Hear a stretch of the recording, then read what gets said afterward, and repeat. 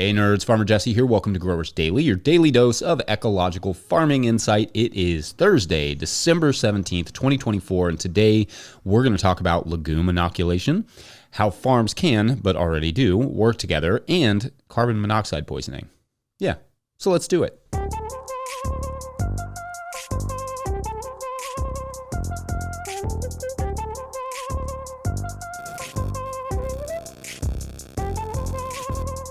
All right, so if you are strictly a podcast listener and we're like, wait, why didn't I get my show yesterday? My apologies, and there's a perfectly, absolutely reasonable explanation. I forgot to hit the publish episode button. I noticed it at about 3 a.m. this morning and went ahead and posted it. There is a whole ridiculous human element to this daily show that I do that is both challenging and amusing. Like if you were ever to hear a weird edit or the music is odd or I repeat something or any other weird quirk, that's just because it's all me at the moment. And hopefully you enjoy this ridiculously human ride we're on together. Anyway, other than that, I hope everyone is having a good week. We are inching closer to the holiday break for this show. So just a reminder that I will not be doing the daily at all next week. I have too many family obligations, but I will be back to it the week after Christmas.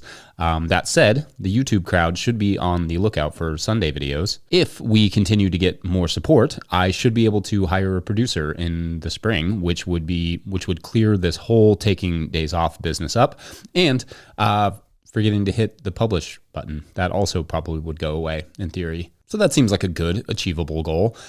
Masterfully changing gears here, per usual. The other day I was reading an article about how 12 people had died at a Georgian ski resort. Lord, I have to get better at these segues. But yes, 12 people died from suspected carbon monoxide poisoning this week in Georgia. Georgia like the country, not Georgia like the state that I don't believe has any ski resorts. To be sure, that is a wild and tragic story on its own, where apparently the power had gone out at a restaurant below where these people were sleeping, and they fired up a generator, which the New York Times story reports as being nearby, and another story from Reuters reports the generators being, quote, placed close to an indoor area, end quote. But anyway, yes, 12 people who were sleeping above this restaurant died from apparent carbon monoxide poisoning. But what I learned in reading this story was that over 80 people die per year from carbon monoxide poisoning from generators in America. Now, that's not a huge number, but it's not a small number either. That's roughly the same amount of people who die in tornadoes every year in the U.S., according to the U.S. Weather Service. Estimates range, but I read that quoting the New York Times here. Quote, Generac, the leading seller of home generators, estimates that fewer than 6% of U.S. homes have a standby generator, end quote. So for 80 people to die out of the 6% of homes who have generators is definitely not nothing. And I know many of those homes are farmer homes, so that's kind of why I thought this was relevant. And so maybe a small PSA is in order to remind you that if you're going to fire up that generator this winter or next summer, don't do it anywhere near an open door or window. Also get yourself a carbon monoxide detector. I mean, you should probably have one of those anyway if you own a gas or oil burning furnace or a charcoal grill, but definitely if you have a generator. Some of these generators can pump out carbon monoxide equivalents of hundreds of cars. So you do not want that thing anywhere near where those levels can rise indoors. And for the uninitiated, carbon monoxide has no smell or color, but is incredibly deadly. The CDC says, quote, the most common symptoms of carbon monoxide poisoning are headaches, dizziness, weakness, upset stomach, vomiting, chest pain, and confusion. Carbon monoxide symptoms are often described as flu-like. If you breathe in a lot of carbon monoxide, it can make you pass out or kill you. People who are sleeping or drunk can die from carbon monoxide poisoning before they have symptoms, end quote. Also, as a side note, I find the use of the word drunk in there sort of funny. Instead of something like, I don't know, under the influence of drugs, alcohol, or sleeping medication, or I don't know, just intoxicated, because being drunk is presumably not the only thing that can make someone sleep through colorless, odorless gas. But I digress. All of that to say, my heart goes out to those poor families. And also, be careful with your backup energy this winter, y'all.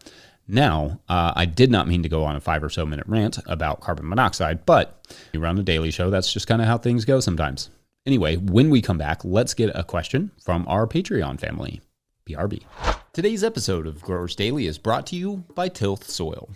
Tilth Soil is a worker-owned co-op in Cleveland, Ohio, making NOP-compliant living soils for organic growers. Everything from Tilth is compost-based, and they divert around 4,000 tons of food scraps from landfills each year. I have used Tilth Soil for several years now for my plant starts. I love the results. I get consistent germination and consistent growth, plus excellent customer support. It's a lovably nerdy cast of folks who run Tilth.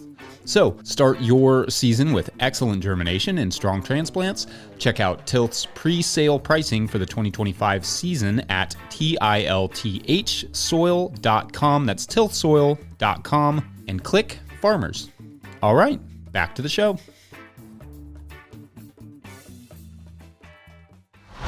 If you, the listener, are enjoying this content, getting even a small amount of value from it, consider supporting it over at patreon.com/no-till-growers. Because I try to avoid paywalls for information, I do not do personal consultations. So if you have questions for me, Patreon is the way to get them answered.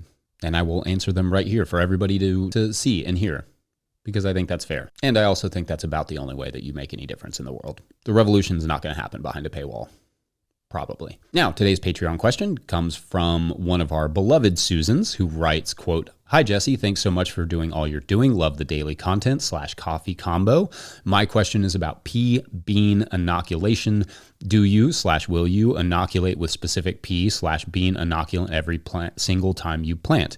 Or will you eventually not need to use those inoculants anymore once peas and beans have been planted in every bed?" They note parenthetically, "We always use worm compost anyway to inoculate everything.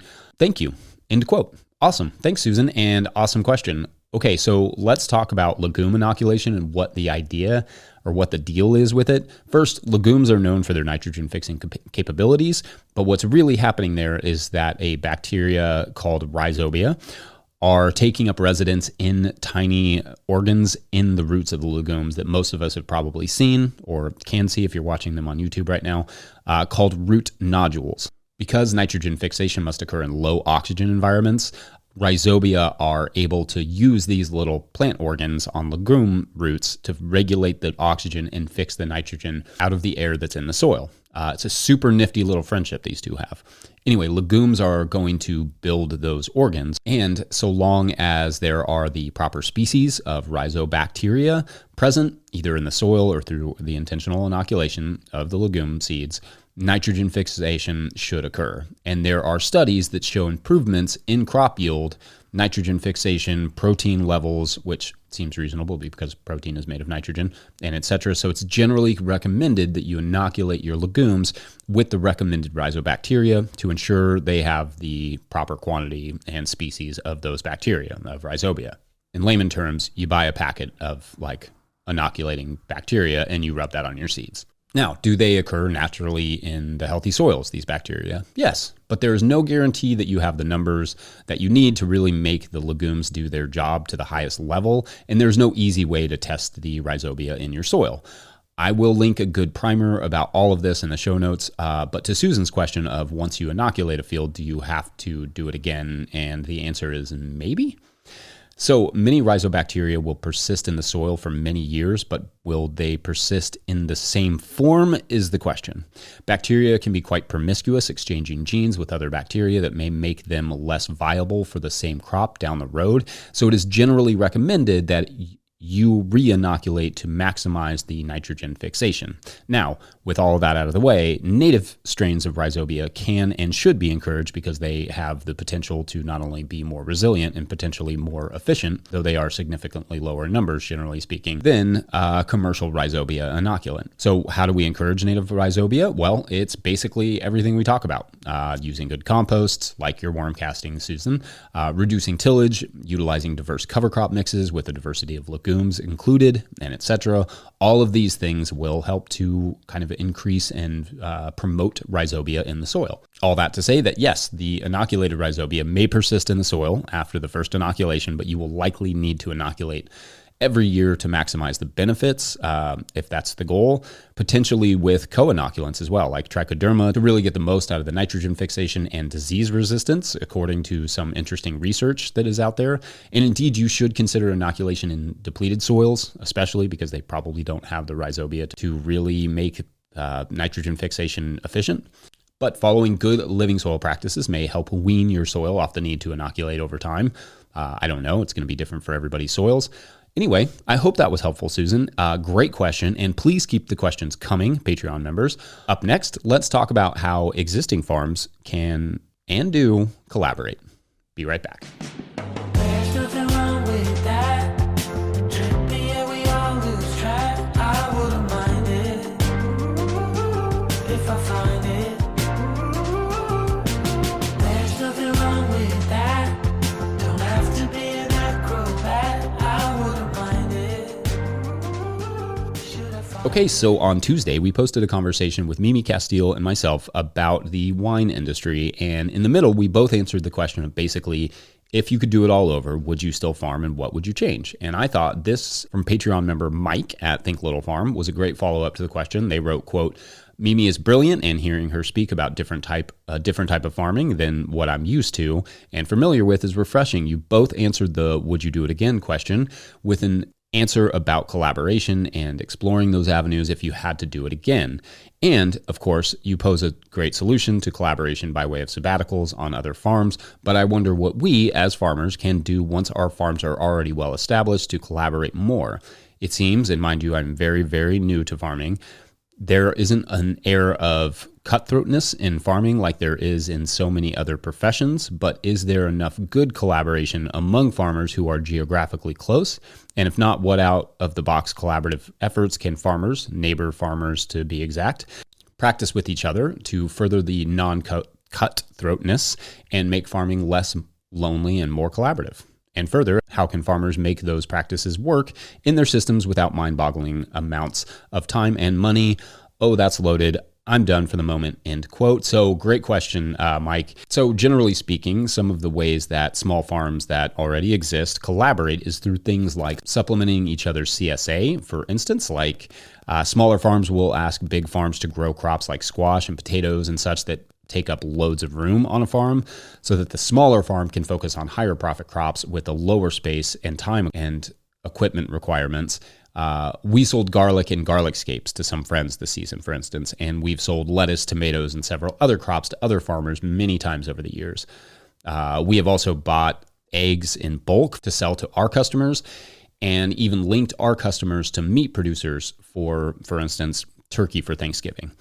Often a farm starts a small farm store and they could use products from other farms to help make their store robust. That's an easy collaboration as well. Now, obviously there's a fine line here between collaborating and just, running a normal business, normal wholesale business. But I think what brings the collaboration into focus is when there's mutual benefits. Like when you are each selling each other's goods in your farm stores or at your farmers markets, or when you are both sending out email lists that promote the other farm, when you are both maybe even helping each other with certain things, i.e. you mentioned being next door to another farm, maybe you send your crew over to help harvest the squash they grew for you, and then they send their crew over to help you put up a high tunnel.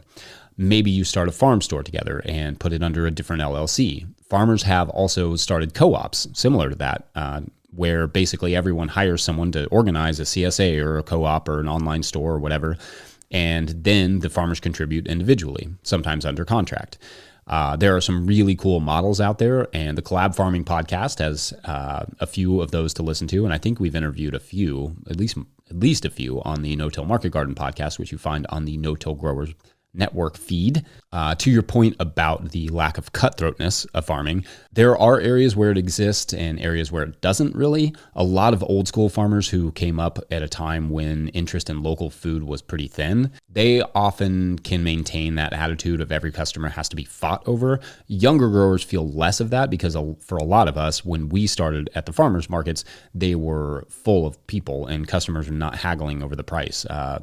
But rather they were thanking us for being there, which is like a very different world than it was 20 years ago. I came up in a time of market abundance, personally, though, of course, that can and probably will change.